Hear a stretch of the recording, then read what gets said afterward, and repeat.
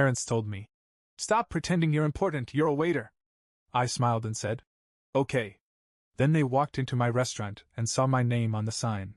My parents always had a particular look when they talked about me, like they were apologizing to the world for my existence. They used to introduce my older brother Brian as the future doctor, and my sister Melissa as the genius who got into Yale. Me? I was the one who likes cooking. Said with the same tone you'd use if someone confessed they liked eating glue.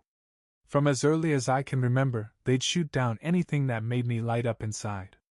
When I was 10 and made them a 3-course meal for their anniversary, they smiled, nodded, and said, "That's sweet.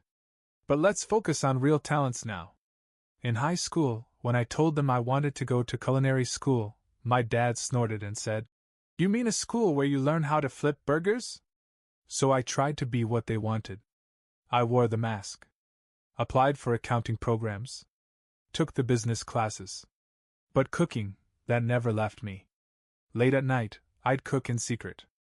I'd watch food documentaries like other kids watched action movies. My notebooks weren't filled with math problems. They were filled with recipes and plating diagrams. They didn't know that at 19, when I got my first job as a waiter, it wasn't because I had no other option. It was strategy. I wanted to see the restaurant world from the ground up. I watched how the chefs prepped, how the servers moved, how the owners managed it all. But my parents? Oh, they couldn't let that slide. "You're pretending you're important. You're a waiter," my mom said one Thanksgiving, right in front of the extended family. Everyone chuckled. I just smiled and said, "Okay." It became a pattern. They'd mock me, humiliate me, remind me that I wasn't doing anything real. And I'd nod like it didn't matter. "Okay," I'd say. Over and over. They never knew those words were my armor. Because behind the scenes, I was building something they couldn't see. Something they'd never understand. The first time I felt a crack form in their perfect little narrative was during my 3rd year waiting tables at a high-end bistro downtown. I wasn't just slinging wine and smiling at brunchgoers, I was studying. Every night I asked questions no one else did. I watched Chef Anna break down her prep station like it was choreography. I stayed late to help clean, just so I could hear the kitchen staff vent, gossip, and teach. And slowly, they started letting me in. One day, Chef Anna handed me a knife and said, "You ever break down a duck?" I shook my head. She smiled. "Well, you're about to." That night, I stayed until 2 a.m. She didn't just teach me. She tested me. By year 4, I was doing short prep shifts before waiting tables. Quietly, consistently. And every extra tip I made? Straight into savings. No vacations. No luxuries. Just rent, food, and the dream. Meanwhile, back at home, nothing changed. My parents still made a show of shrugging when people asked about me. "Still waiting tables?" my dad would say with a sigh, like I was their family's burden. "He says he's learning, but I think he's just avoiding real life," Melissa once joked. "You're still doing that thing with the apron? What is it now, 4 years of side quests?" And like always, I smiled and said, "Okay." But then came the day my cousin Jordan brought his new girlfriend to a barbecue. She turned to me and said, "You work at Leo's, right? I love that place. Their duck confit changed my life." I just smiled. "It's a good spot." My mom overheard. Later that night she said, "Don't get any ideas, sweetheart. Just because you work there doesn't mean you're anything more than a background prop." I looked at her, dead in the eyes, and said what I always said. "Okay." But this time, I think something in my face unnerved her. Like maybe she caught a glimpse of what was coming. A whisper of the storm they didn't see brewing in the quiet. It was my birthday. I wasn't expecting much. A quick dinner at my parents' house, maybe some off-brand cake, a recycled card from last year. I was used to it. But I still showed up, because I always showed up. Melissa was there in her signature smugness, going on about her latest consulting gig like she'd invented capitalism. Brian had his medical journal out on the table, flipping through it like we were all background noise. My parents? They were already 2 glasses of wine in and barely noticed when I walked in. No one said happy birthday. I sat down anyway. Halfway through the dry chicken and boxed potatoes, my dad set down his fork and cleared his throat. You know, he started, looking directly at me for the first time that night. If you spent as much time studying something real as you do playing around in kitchens, you might actually be someone by now. Melissa laughed softly. Yeah, seriously. You've been doing this little waiter hobby how long now? 5 years? It's time to wake up. Brian smirked. You know he thinks he's going to open a restaurant one day, right? Like just anyone can do that. I didn't speak. Just looked down at my plate. My mom tilted her head like I was a confused puppy. Honey, stop pretending you're important. You're a waiter. That was the moment. The moment I didn't smile. No. Okay. No grin to defuse the room. Just silence, and a long, still stare that made my mother falter mid-sip. I stood up. You're right, I said quietly. I am a waiter. And then I looked each of them in the eyes. But I'm also a student. And a builder. And a silent storm you won't see coming until you're standing in the eye of it. Brian laughed. Melissa rolled her eyes. My father muttered something about me being too sensitive. But none of it mattered. Because they didn't know the land had already been purchased. The business license filed. The investor pitch made and accepted. The logo drawn, the name finalized. And every insult they threw that night? Fuel. Pure fuel. After that birthday dinner, something in me locked into place. I stopped trying to prove anything to them. I stopped replaying their words at night, stopped hoping they'd one day change their minds. I let go of the fantasy, and picked up the blueprint. I was still waiting tables, still prepping vegetables and bussing plates when needed. But now, every hour had purpose. I'd wake at 6, review supply chain logistics over breakfast, work a double shift, then spend my nights watching food cost spreadsheets like they were Netflix. I taught myself how to read a lease, how to negotiate contracts, how to work a walk-in fridge compressor if it failed at 2 a.m. I became obsessed. And here's the twist they never saw coming. I didn't do it alone. Because when you work in the restaurant world long enough, you meet others like you, quiet grinders, tired hands with sharp minds. I met Monica, a pastry chef who'd been passed over for promotion one too many times. And Anthony, a bartender who knew wine better than some sommeliers. They were hungry too. So we built together. I put every dollar I had into a tiny storefront, an old bank building with terrible lighting and asbestos in the ceiling. It smelled like mildew and regret. But I saw it. I saw her, the restaurant I'd dreamed of since I was a kid, stirring soup on a stool in a kitchen that never noticed me. We gutted it. Painted it. Bled into it. Sometimes I'd work 16 hours and sleep on a cot in the office. Sometimes I'd wake up with cramps in my hands from holding a whisk too tight. I missed weddings, holidays, birthdays. But I didn't miss that version of me who used to shrink at their table. He was gone. 3 years. That's how long it took to go from broken ceiling tiles to crystal glassware and custom plateware flown in from a tiny ceramic studio in Vermont. And when we opened the doors for the first time? My name was on the sign. 5 letters in gold leaf, glinting against black slate, Callahan. That was the name they used to mumble like it was embarrassing.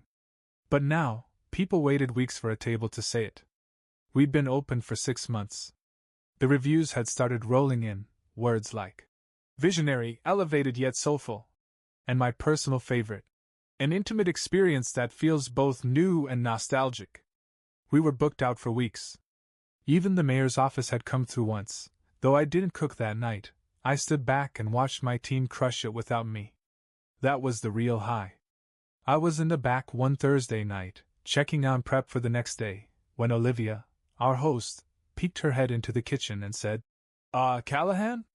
There's a couple up front, older, asked for a table under Bradley. You want to take this one? Bradley. That was my father's name. I wiped my hands on my apron and walked out, expecting maybe some corporate type using his wife's name or something. But as soon as I rounded the corner and saw them standing by the entryway, My mother in a deep green jacket, my father holding his phone like he was too busy for the world. I felt it in my chest like a sucker punch. They didn't recognize me at first. It had been years since we'd seen each other. I wasn't the same quiet kid from their living room. My hair was shorter, my posture stronger. I wore a suit now, not an apron. And I wasn't smiling. Olivia greeted them politely. Table for two under Bradley? My dad nodded, not looking up from his screen. Yeah. And make sure it's not too close to the kitchen. We're celebrating. Celebrating.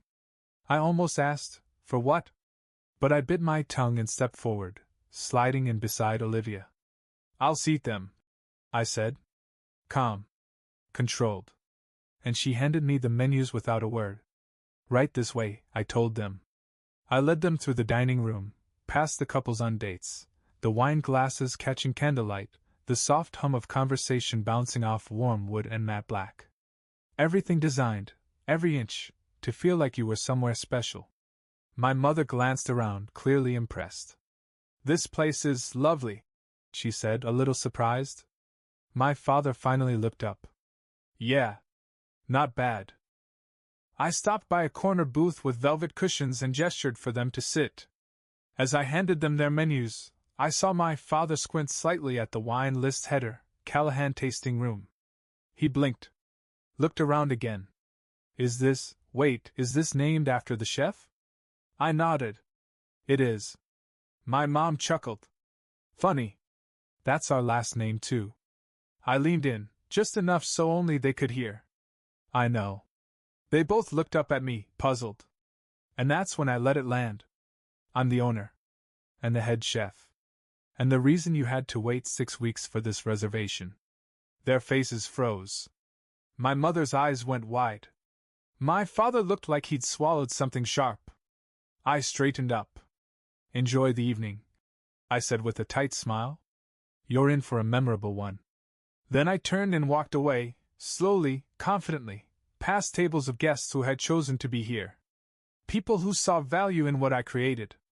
And for once, I didn't feel small. I felt untouchable. I didn't go back to the kitchen right away. Instead, I stood near the bar, just out of sight, watching them. My father sat stiff, staring at the menu like it had betrayed him. My mother kept glancing around, trying to piece it together. And then, as if the universe was staging the scene itself, I saw her pick up the wine list again. She read my full name, Callahan James Bradley, embossed in gold. I watched her face fold in on itself. It wasn't shock anymore. It was shame. After about 20 minutes, I walked back to their table. Not as their son. As the owner. Everything to your liking? I asked, that same calm tone I'd mastered over years of swallowing insults. My mom looked up. Her voice was small. This is your place? I nodded. Yes. She opened her mouth to speak, but I held up a hand. I want to say something, I said, and I want you to really listen. Not interrupt. Not explain. Just listen. They didn't move. So I continued. You spent years telling me I was wasting my time. That my dream wasn't real. That I was just a waiter pretending to be important. I leaned forward slightly, elbows on the table, like I was offering them a taste of something rich and rare. Do you have any idea what it's like to carry that weight every single day and still show up? Still work? Still build? My father frowned. We didn't mean. I said, don't interrupt. I cut in. My voice never rose. But it landed like thunder. You mocked me in front of family. You laughed at my job. You told me I was delusional for wanting this. And I took it. I nodded. I smiled. I said okay. I paused. But I never forgot. My mother looked like she was about to cry. I didn't care. I poured every insult into this place. Every time you said I'd never make it, I invested in learning. Every time you rolled your eyes, I rolled dough. Every joke became fuel. Then I stood up. So tonight, while you sit in my restaurant, surrounded by people who paid to be here, who respect what I've built, I want you to understand something. I leaned in one last time. This isn't forgiveness. This is clarity. Then I slid the check folder across the table. It's on the house. A small gift, from your unimportant waiter son. And just like that, I turned and walked away. Behind me, I didn't hear a word. Just silence. The kind that only follows a truth too big to argue with. I walked straight past the servers, past the hum of conversation and the clink of glasses, and back through the swinging doors into the kitchen. The smell hit me first, rosemary and charred lemon, butter just starting to brown in a hot pan. Steam rose from the pasta station, and the grill hissed like it had secrets to tell. It was chaos, but it was my chaos. Organized, alive, focused. Monica glanced up from the pass and caught my eye. "You good?" she asked. I nodded. "More than good." Anthony, our bartender, peeked through the service window. "They figure it out?" I smirked. "Oh yeah?" The rest of the kitchen kept moving, but slower now. A few of the line cooks had caught wind of who was sitting at table 12. One of them, Luis, barely 20 and already sharper than I was at that age, gave me a look. Not sympathy. Not pity. Respect. I didn't say much else. I just stepped to the side, tied on my apron, and picked up a chef's knife. "You back on the line?" Monica asked, surprised. "Just for one dish," I said. I moved to station 4 and started slicing shallots. My hands knew the rhythm. The weight of the blade. The sound of a perfect dice landing on the board. This wasn't about showing off. This was about coming home to the only place I ever really belong. A place that never needed me to explain myself. A place that didn't care what anyone called me, so long as I showed up and did the work. We moved as a team, the way we always did. Tight. Clean. Quiet when needed, loud when it mattered. And somewhere, out in that dining room, the people who once mocked me were sitting at my table, surrounded by everything they told me I couldn't build. They were guests now. Not critics. Not family. Just guests. And I was the chef. Service went on like clockwork.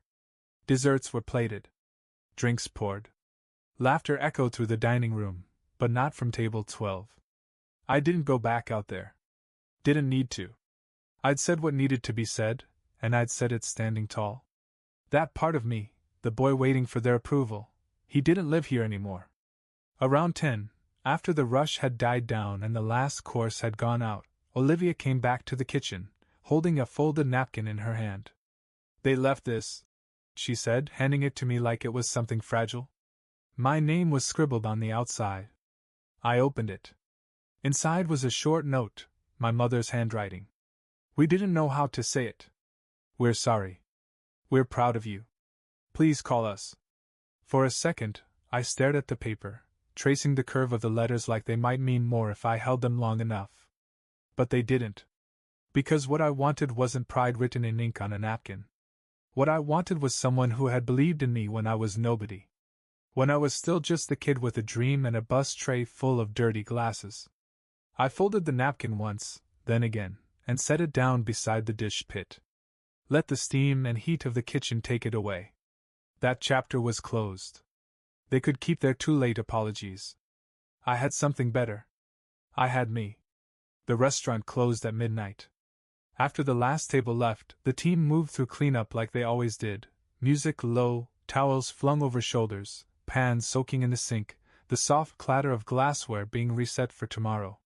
There was a kind of sacred silence in it, one you don't get in other jobs. A silence that only comes after you've fed people. Nourished them. I walked the floor alone, checking every table, every corner like I always did before locking up. It was a ritual. Not for show. For me. To remind myself this was real. This was mine. I stopped at table 12. They'd left nothing behind but that folded napkin. No glasses out of place.